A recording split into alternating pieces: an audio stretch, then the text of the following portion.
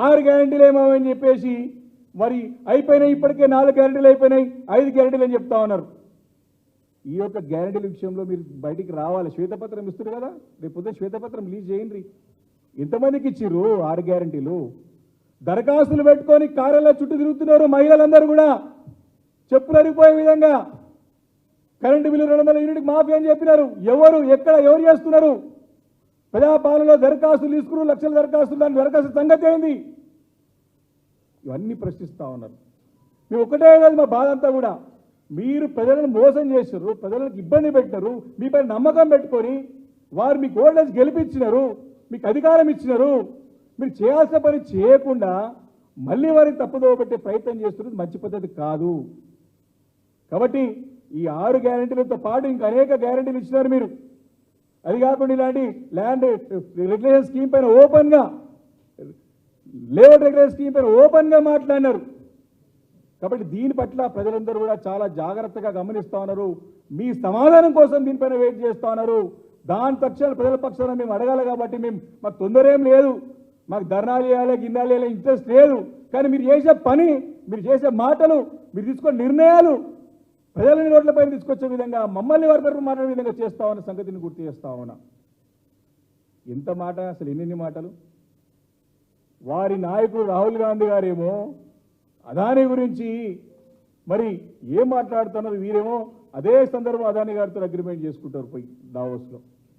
ఈరోజు గుజరాత్ మాడాలంటే ఇదే ముఖ్యమంత్రి గారు వారం రోజుల్లో కాలేదు, ప్రధానమంత్రి రాకముందుకు గుజరాత్ మాడాలంటే వేరే రాష్ట్రంలో కొంచెం నిధులు దోచుకొని తెచ్చుకోవడమా, ఇతర రాష్ట్రాల ప్రభుత్వంలో పడేయడమా అని ప్రశ్నించినటువంటి ముఖ్యమంత్రి గారు ప్రధానమంత్రి గారు ముంగట మా పెద్దన్న అని కొనియాడుతుంటే ప్రజలందరూ కూడా ముక్కులు వేలేసుకుంటారు, ఆశ్చర్యపోతా ఉన్నారు.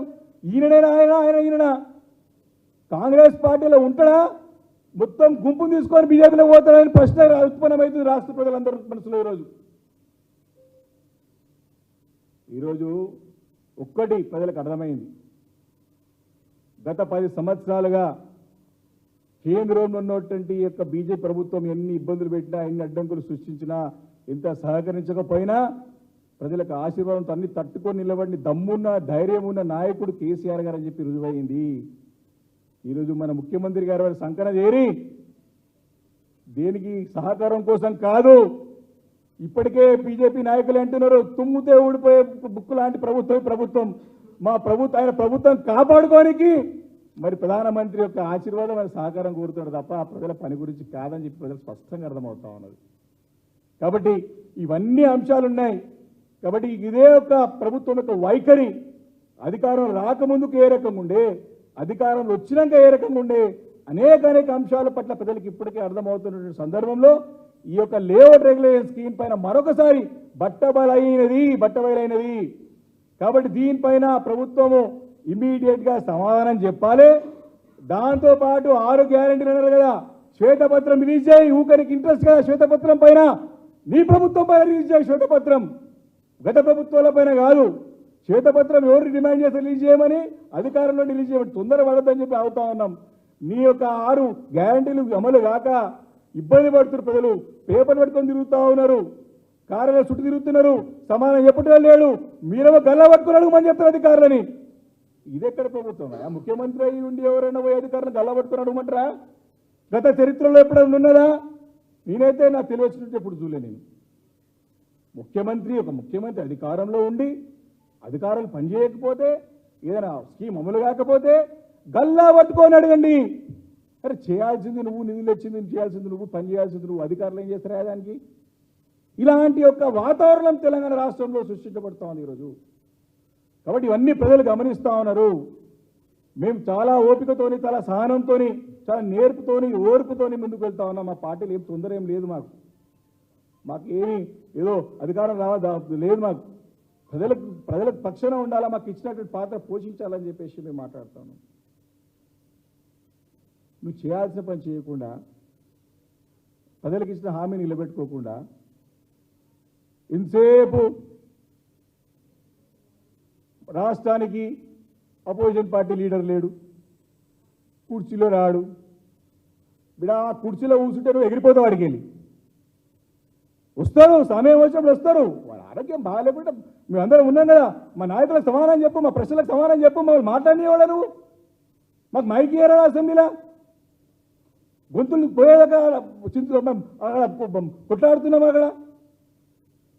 ఈరోజు మా మంత్రిగా పనిచేసినటువంటి హరీష్ రావు గారు, కేటీఆర్ గారు, ఈశ్వర్ గారు, చాలామంది మాకు అనుభవం ఉన్న నాయకులు మాట్లాడుతూ ఉంటే మీరు ఏ ప్రశ్న మీ అనుమానాలు నివృత్తి చేసే సిద్ధంగా ఉంటే 10 మంది మంత్రులు లేస్తారు, అందరు మంత్రులు లేచి మాట్లాడతారు. కాబట్టి ఇవన్నీ కూడా ప్రజలు అబ్జర్వ్ చేస్తారు, గమనిస్తూ ఉన్నారు. పార్లమెంట్ ఎన్నికలు ఉన్నాయి కదా, ఆ ఎన్నికల్లో లబ్ధి ఉండడానికే ఈరోజు మా పైన బురదేళ్లే ప్రయత్నం గత నుంచి చేస్తూ ఉన్నారు. ఈరోజు మేము బురదేళ్లే ప్రయత్నం కాదు, దీనికి సమాధానం చెప్పని అడుగుతున్నాం. మేము మాకు ఫ్రీగా రెగ్యులరైజ్ చేస్తానో చెయ్యని అడుగుతున్నాం మేము ఈరోజు. ఎందుకు నువ్వు జీవో తీసుకొచ్చి 31 తారీఖులో కట్టమని అడుగుతున్నావు? అందరం ఆ పార్టీ దగ్గర అందరం వచ్చేసి ఈరోజు అందరం బై రోడ్డు పైన వచ్చి అడుగుతున్న ప్రజల పక్షాన్ని అడిగినాం. దీని సమాధానం గురించి మేము వేచి చూస్తూ ఉన్నాం, దీనిపై చెప్పాలి. అదేవిధంగా మీ 6 గ్యారంటీల పైన ఈ 100 రోజుల లోపల శ్వేతపత్రం రిలీజ్ చేయాలి. ఫస్ట్ శ్వేతపత్రం మీది కాదు, మా అప్పు ప్రభుత్వం కాదు, నీ శ్వేతపత్రం నీ చేతులు ఉన్నది, నీ ట్రాన్స్పరెంట్ బయట రిలీజ్ చేయి. 100 days పూర్తయిన సందర్భంగా వేచి చూస్తాం, స్వాగతిస్తాం, తప్పకుండా దానిపైన ప్రజలను తీసుకొస్తాం, చర్చిస్తాం. కాబట్టి ఇవన్నీ కూడా ఉన్నాయి. మందరం కూడా ఈరోజు రెండే ఈరోజు మా పార్టీ తరఫున ఈరోజు మేమందరం కూడా సక్సెస్ఫుల్గా అన్ని కూడా కార్యక్రమాలు దిగ్విజయంగా ధర్నాలు జరిగినాయి. దేని గురించి? మీరు ఇచ్చిన మాట తప్పినారు, రెడ్ హ్యాండెడ్గా దొరికిపోయారు. మీరు ఈరోజు ప్రజలకు సమాధానం కోరుతా ఉన్నారు. ప్రజల తరఫున ఈరోజు మేము అడుగుతా ఉన్నాం, ల్యాండ్ రెగ్యులేషన్ స్కీమ్ పైన మీరు వైఖరి మార్చుకున్నారా? ప్రజలు మోసం చేస్తున్నారా? అబద్ధాలు చెప్పి మీ అధికారులకు వచ్చిరా? దానిపైన సమాధానం కోరుతా ఉన్నాం. మేము మళ్ళీ దాంతో డిమాండ్ చేస్తున్నాం, ఇచ్చిన మాట పైన నిలబెట్టుకొని LRSని ఫ్రీగా చేయాలని డిమాండ్ చేస్తా ఉన్నాం. ఈ 100 రోజులు పూర్తయ్యే లోపల ఈ గ్యారంటీల పైన శ్వేతపత్రం రిలీజ్ చేయాలని చెప్పేసి డిమాండ్ చేస్తా ఉన్నాం. Thank you.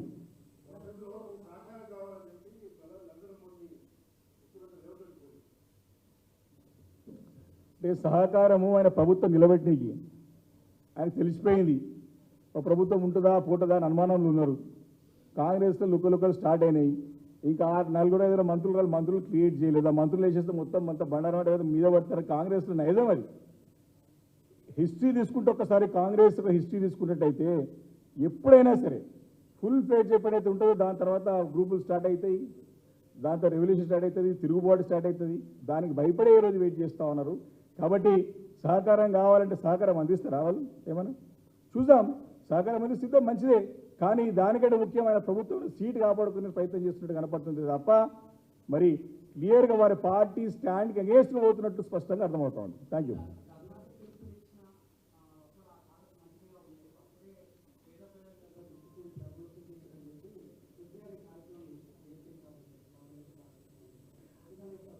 అయితే వసూలు చేయలే, కోర్టులో వేసిరు. ఇప్పుడు వీళ్ళు సిద్ధంగా ఉండే చేసుకుంటానికి అప్పుడు 4 years 5 years బ్యాక్ ఇంత నష్టపోయిన ఇప్పుడు అప్పుడే చేసుకుంటే అప్పుడున్న రేట్స్ ప్రకారం చేసుకుంటే అయిపోతుంది కదా.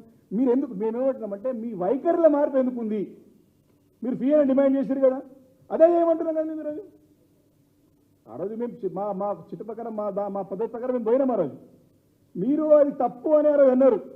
అదే తప్పు మరి మీరు ఎందుకు చేస్తారు ఈరోజు? That is our question. కాబట్టి దానిపైన సమాధానం అడుగుతా ఉన్నాం. Thank you.